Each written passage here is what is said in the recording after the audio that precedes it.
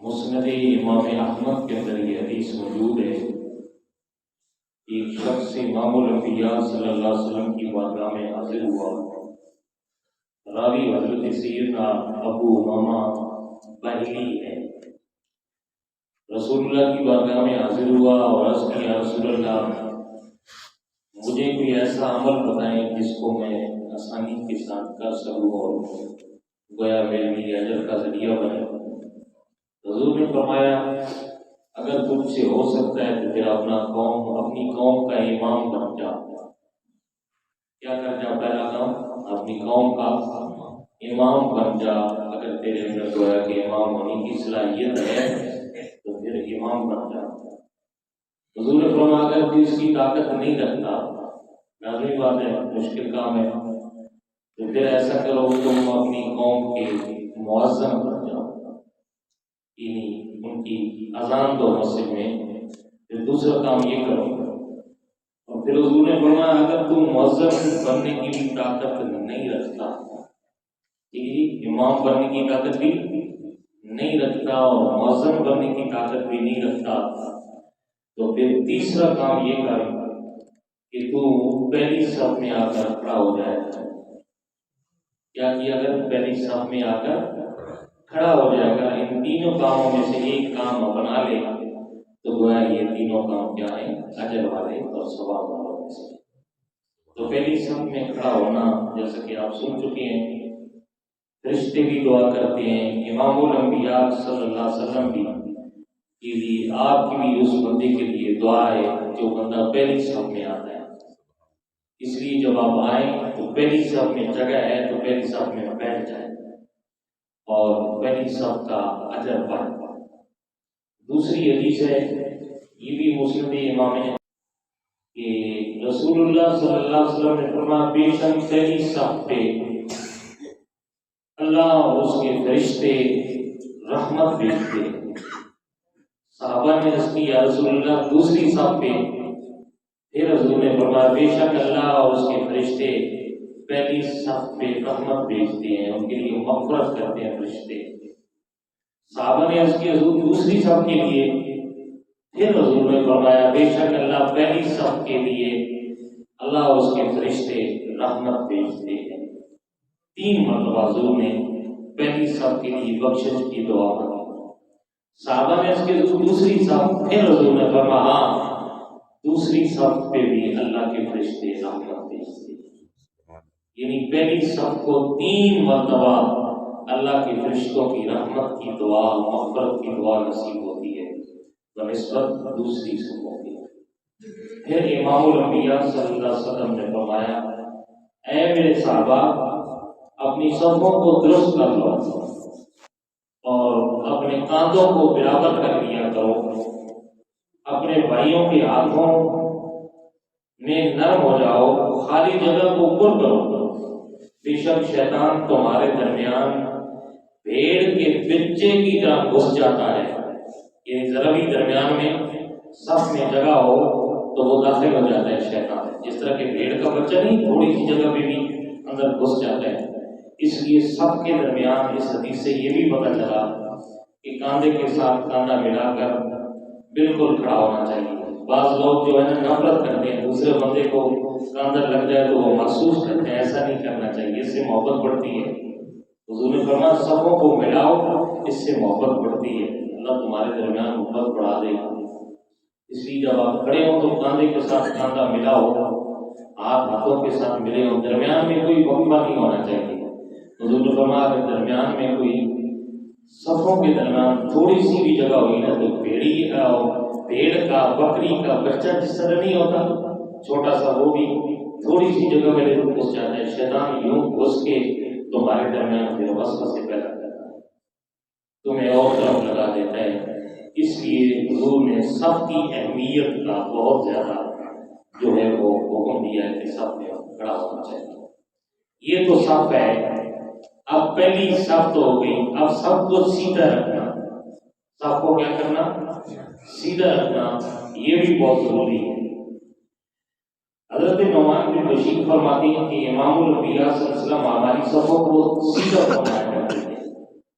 ایک دن ایک بندہ جو ہے وہ ایک دن آپ باہر تشریف لائے تو ایک آدمی کو دیکھا کہ جس کا سینہ دوسروں کے سینے سے باہر نکلا ہوا تھا. تو امام الانبیاء صلی اللہ علیہ وسلم فرمایا تم لوگ اپنی صفیں سیدھی رکھو ورنہ اللہ تمہارے درمیان پھوٹ پیدا کروا دے گا.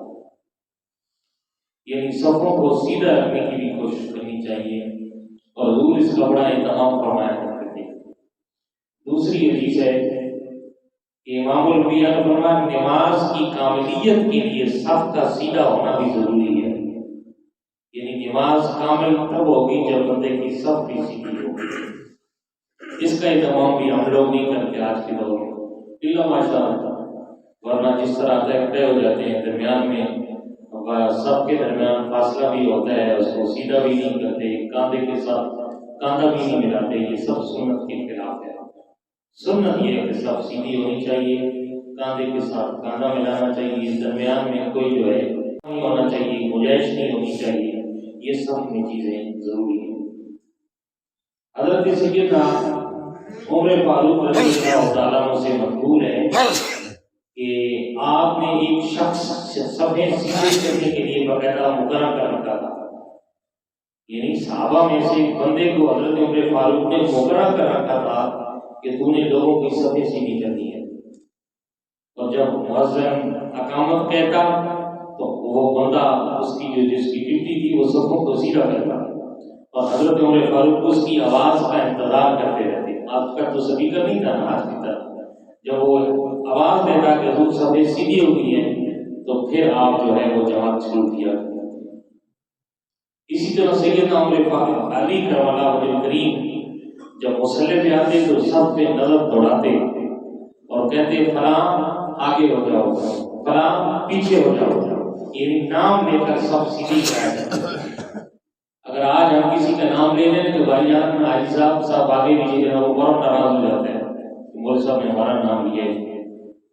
یہ محسوس نہیں کرنا چاہیے. سب کو سیدھا کرنا یہ کیا ہے رسول اللہ کی پسندیدہ سنت ہے اور حضور اکرم صلی اللہ علیہ وآلہ وسلم نے اس پہ زور دیا. بل سب میں 4 چیزوں کا ضروری ہے برقرار رکھنا.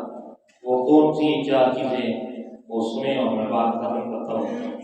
پہلی بات یہ ہے کہ سب سیدھی ہو مقتدی آگے پیچھے نہیں ہونا چاہیے.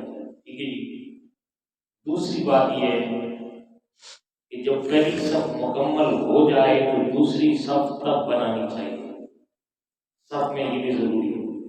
یہ نہیں کہ پہلی صف میں گنجائش باقی ہے تو مطلب پچھلی صف شروع کر دے. ایسا نہیں ہونا چاہیے. جب پہلی صف کیا ہے مکمل ہو جائے تو پھر پچھلی صف بنانی چاہیے. کچھ لوگ آتے ہیں کیونکہ دروازے کے قریب دوسری صف ہی ہوتی ہے وہیں آ کے کھڑے ہو جاتے ہیں حالانکہ آگے دونوں کونوں پہ جگہ موجود ہوتی ہے. اور حضور نے فرمایا جو یوں خالی جگہ پر کرتا ہے اپنی صف کو جہاں کونا خالی ہے اللہ اس کی بخشش فرما دیتا ہے. یعنی وہ قدم بڑھاتا ہے نا صف کو پر کرنے کے لیے تو اللہ اس کی بخشش فرما دیتا ہے. یہ کتنا بڑھا ہے. ہم جب گھر سے چل کے آ گئے تو یہاں کتنے 2 قدم وہاں اگر صف میں جگہ خالی ہے دائیں بائیں پتہ چلا جائے تو کوئی مشکل کام تو نہیں ہے. اور بخشش کی بشارت میرے مصطفیٰ نے عطا فرمائی ہے. اس لیے اس سستی سے بچنا چاہیے. اور تیسری بات صف میں یہ رکھنی چاہیے کہ خوب مل کے کھڑا ہونا چاہیے. کاندھے کے ساتھ کاندھا ملا ہوا جیسا کہ آپ نے سنا ہے. اس بات کا بھی یہ اہتمام ہونا چاہیے. اور چوتھی بات یہ ہے کہ صفیں پاس ہونی چاہیے. یعنی دونوں صفوں کے درمیان اگلی اور پچھلی صف کے درمیان صرف اتنا فاصلہ ہونا چاہیے کہ پچھلے لوگ سجدہ کر سکیں. ٹھیک ہے نا جی. بہت زیادہ نہیں. یعنی ایک صف چھوڑ کے اگر کوئی پیچھے صف بنائے گا تو یہ خلاف سنت ہے. صف نہیں ہوتی. صرف اتنی جگہ ہونی چاہیے کہ بندہ پچھلا جو ہے کیا کر سکے آسانی کے ساتھ وہ سجدہ کر سکے. ٹھیک ہے نا جی. تو قریب صف ہونی چاہیے. یہ نماز ہے. اور جنازے میں تو کوئی سجدہ نہیں ہوتا یہ بات بھی یاد رکھیں. وہاں بھی لوگ اس بات کا اہتمام کرتے ہیں کتنی جگہ ہو جائے کہ سجدہ ہو جائے. ایسی بات نہیں. اگر وہاں جگہ تنگ ہے گنجائش ہے اور لوگ زیادہ ہیں تو بے شک آپ قریب کھڑے ہو سکتے ہیں جنازے میں. ٹھیک ہے نا جی. سب سیدھی ہونی چاہیے لیکن آپ قریب قریب کھڑے ہو جائیں تاکہ جنازہ پڑھنا، وہاں تو کوئی سجدہ ہے نہیں، لیکن عام نماز میں سجدہ ہے، اتنا درمیان میں دونوں سجدوں کے درمیان وقفہ ہونا چاہیے کہ بندہ کیا کر سکے، سجدہ کر سکے۔ تو یہ چار چیز، سب سیدھی رکھنا، اور پہلی سب مکمل ہو جائے تو دوسری تب بنانا، تیسری بات یہ ہے کہ کاندھے کے ساتھ کاندھا ملانا، اور چوتھی بات یہ ہے کہ اتنا ہی صف کے درمیان فاصلہ ہونا چاہیے کہ پچھلی صف والے کیا کر سکے، سجدہ کر سکے۔ امام اور پہلی صف کا بھی اتنا ہی وقفہ ہونا چاہیے۔ اللہ کی بارگاہ میں دعا ہے اللہ عمل کی توفیق